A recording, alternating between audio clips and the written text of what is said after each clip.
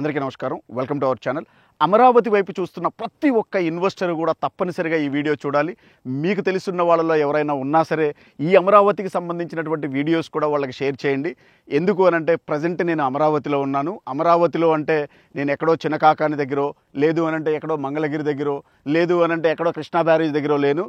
Amaravati master ప్లాన్లో కోరు centre location ఏదైతే ఉందో ఆ లొకేషన్లో ప్రజెంట్ నేను ఉన్నాను.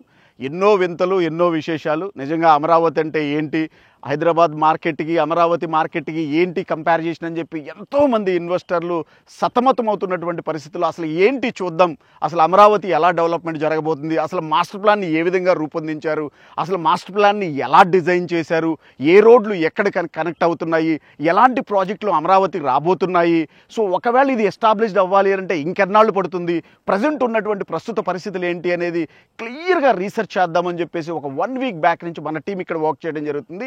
ఈరోజు నేను ప్రజెంట్ ఇక్కడికి రావడం జరిగింది. చాలా ఉన్నాయి.